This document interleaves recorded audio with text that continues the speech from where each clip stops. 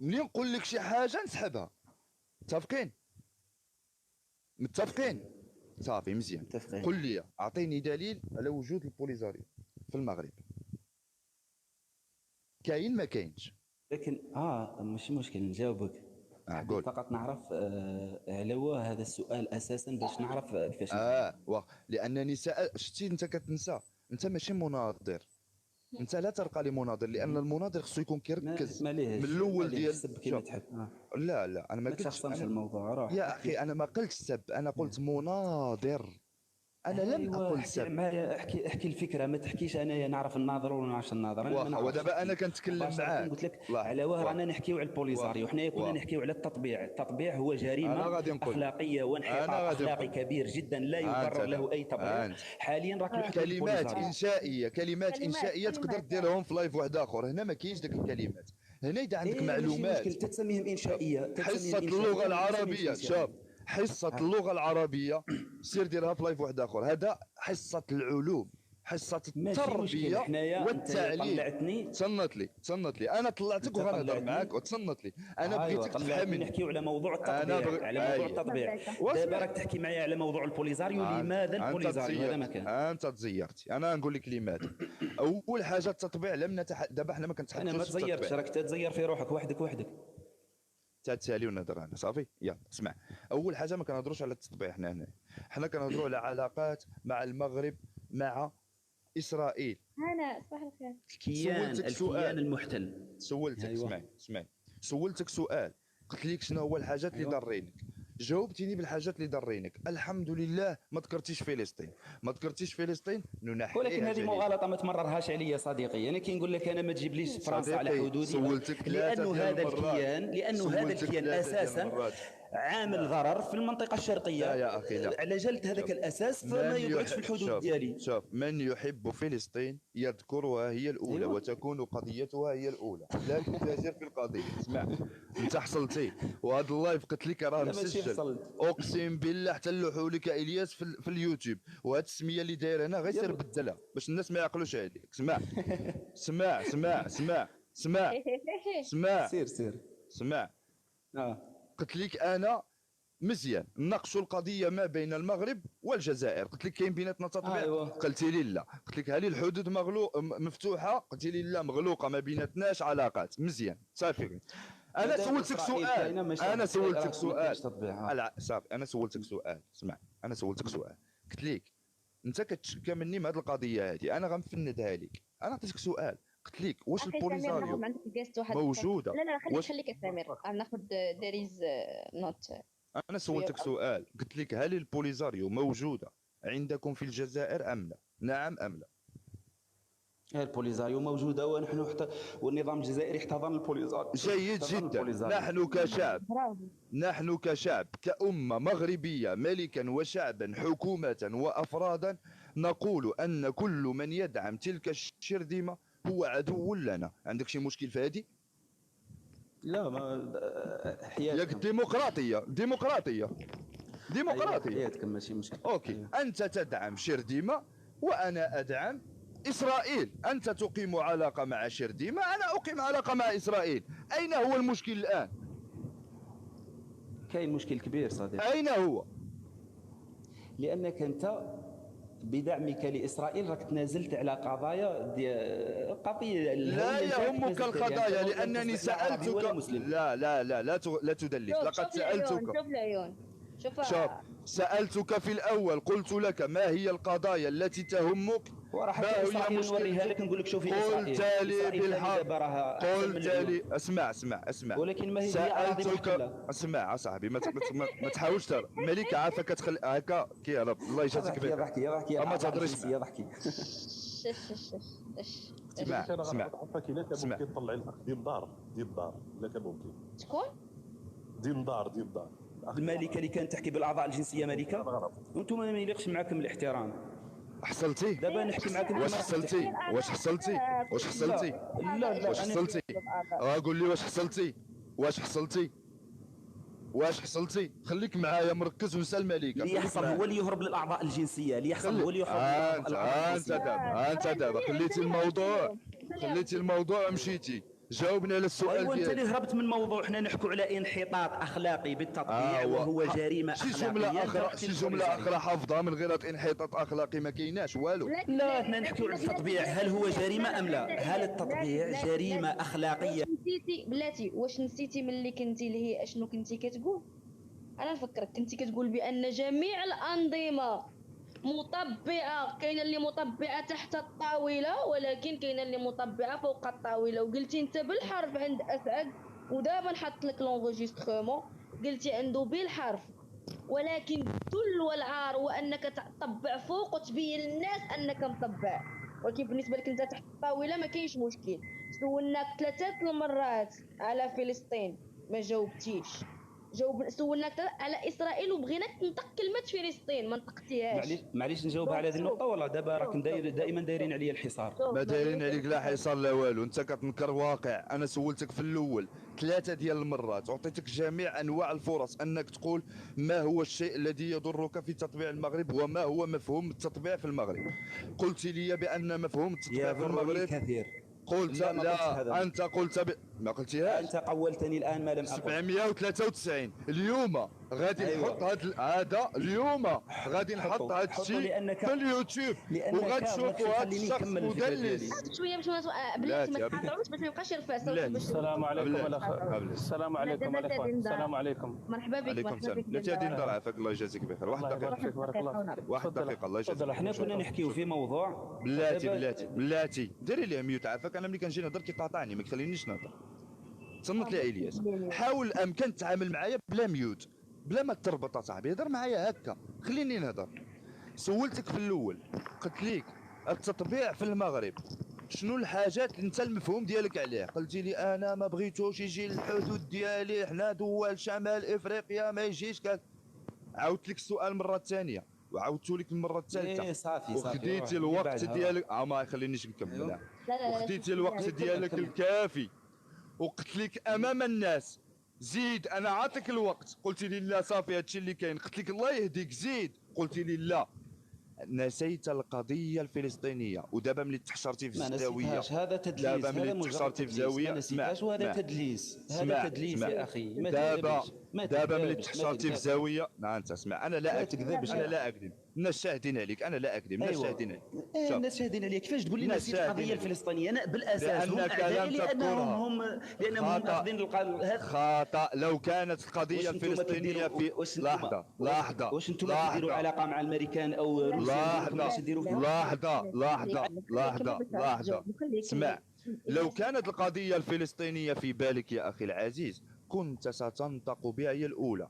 انت لم تذكر فلسطين، انت ذكرت مصالح الجزائر. انت ذكرت مصالح. اقسم بالله ما مغالطه، اقسم بالله حتى نحط لك هذا الفيديو في اليوتيوب. يا اخي انت يا فرنسا تقيمون معها علاقه.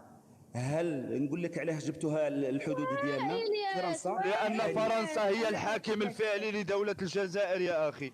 ما تروحش الموضوع اخر. هي الحاكم الفعلي لدوله الجزائر والمغرب. اذا المغرب شكون حاكمها؟ شكون حاكمها المغرب؟ انا غادي انا بلاتي دقيقه الخوت دقيقه عطيوني. الجزائر حاكمتها فرنسا، المغرب شكون حاكمها؟ المغرب حاكمها النظام الملكي. دابا غادي تسد المايك تعاود تحل المايك تهبط.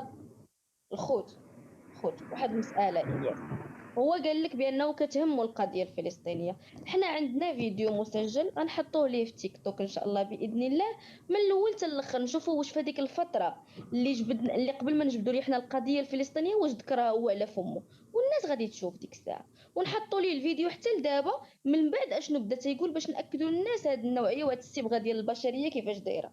دابا السؤال المطروح الياس، هو قال لك ململم بالقضيه الفلسطينيه، اذا اتحفنا يا الياس المغربي وعطينا الياس الجزائري يعطينا ما مفهوم القضيه الفلسطينيه، اشرحها لينا. مادام هو كان في منصه يدافع عن القضيه الفلسطينيه بشراسه. تفضل الياس المغربي. وشوفوا خوت نزلوا صوتكم واحد ما يقاطع واحد باش توصل الفكره. شكرا جزيلا. انت الياس انت عندك فرصه دابا حدا 750 د الناس تعرف لهم القضيه الفلسطينيه. انا بغيتك دابا توعي خوتي المغاربه وتقول لهم القضيه الفلسطينيه. اول حاجه نبداو بها تلك الارض الطاهره لمن تعود تاريخيا. وما هو اسمها الحقيقي ولماذا سميت بذلك الاسم؟ تفضل. حل المايك يا الياس، حل المايك تفضل.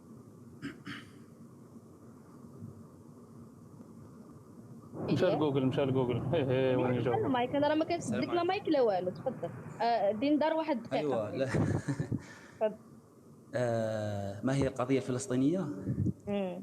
لماذا سميت شوف اسمعني، ما هو الاسم الأول لدولة فلسطين؟ من هم السكان الأولون للأرض المقدسة؟ ولماذا سميت تلك الأرض بذلك الاسم؟ احنا بغينا نعرفوا لخوتنا المغاربة الأمور من الأول ديالها. أنت اليوم غتكون أستاذة إلياس، تفضل جاوب. الله يبارك، ولكن ما تقاطعونيش. لا خذ راحتك تفضل. حيدي الكومنت لانك يكتبوا ليه. حيدي الكومنت. ايوه. القضيه الفلسطينيه، تراك سالتني سؤالين او ثلاثه، يعني عرفنا من كان الساكن الاصلي في تلك الارض والقضيه الفلسطينيه. انا نعرفها لك بمفهومي الخاص. الشيء اللي يخليني لا راني انا ندافع عليها حاليا. لا لا لا لا لا لا لا لا لا لا لا ستوب. حبس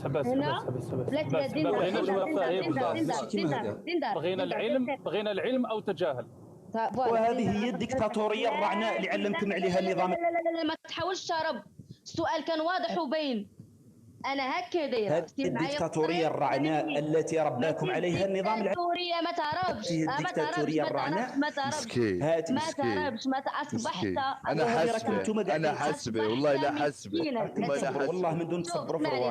اسمعني اشوف الياس الجزائري، الا بغيتي تفهمنا عطينا الوقت. اسمعني اخويا، سولك سؤال واضح وبين.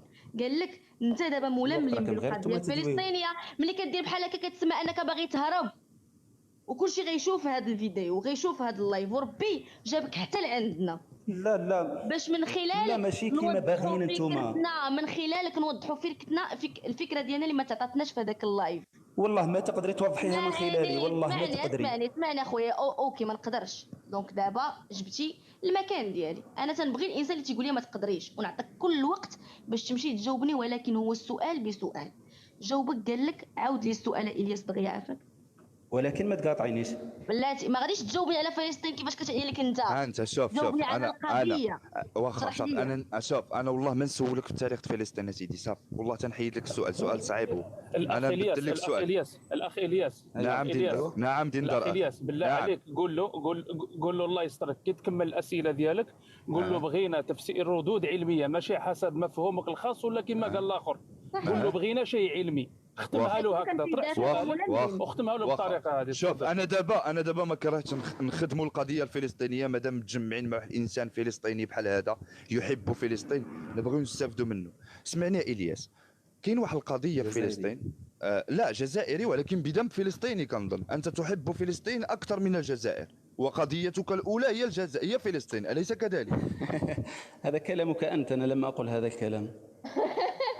رضا سجل. أنا قلت جزائري، أنا جزائري أرى أن هنالك ظلما في فلسطين، فهي كأي أرض يعني مظلومة تعاني من ظلم، فأنا أدافع عليها. وكذلك أنك تمرر على الناس أنني أنا فلسطيني وأنني أحب فلسطين أفضل من الجزائر. أنا لم أقل هذا الكلام. ثم تتكلم بالأعضاء تبدأ تضحك. أسحبوها لحظة. أسحبوا. شوف أنا كيفاش عادل معك. أسحبوها يا سيدي، أسحبوها. ما شاء الله ما شاء الله. واخ إذن دابا غادي نتكلموا. التطبيع بالنسبه ليك، حدد لي مفهوم التطبيع بالنسبه لإلياس دي زد. شنو هو التطبيع بالنسبه لك؟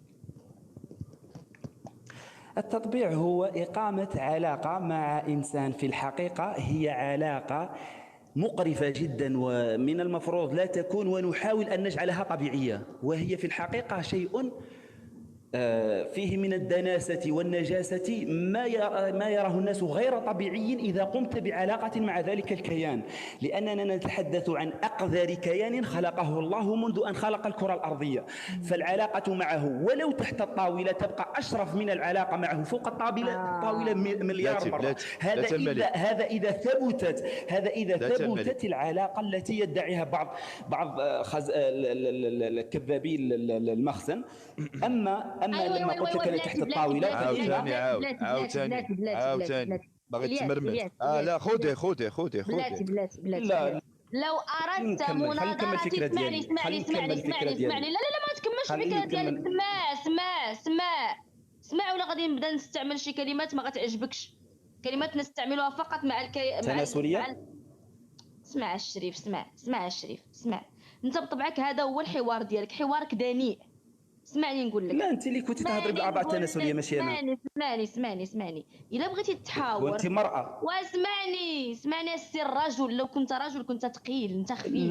لا انا راني رجل. ها هو الرجل حداك سد المايك، يوسف حداك سد المايك، هادو هما الرجال. انا هنا من اجل وانتم راكم تقابلوا. واسمع، وعلاش كتبقى تجاوبني؟ واش انت داير بحال المراه بحال هكا كتبقى تجاوب؟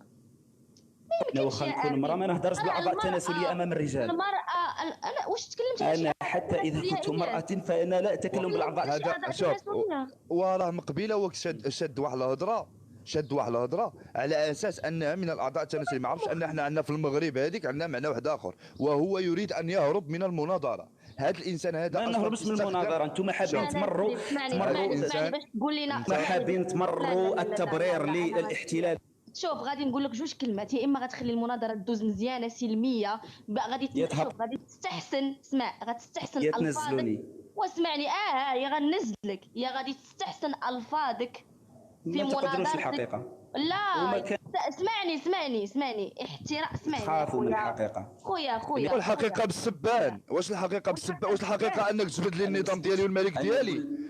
واش انت الحقيقه عندك هو انك جبد؟ واخا سيدي حيد الميوت، كذاب من المخزن. واخا بلاتي المخزن جبدتي. دقيقه وهل يسمى لما نقول غير دقيقه لما اقول المخزن سدي لي المايك غير دقيقه. اسمع الياس، نتحداك تكون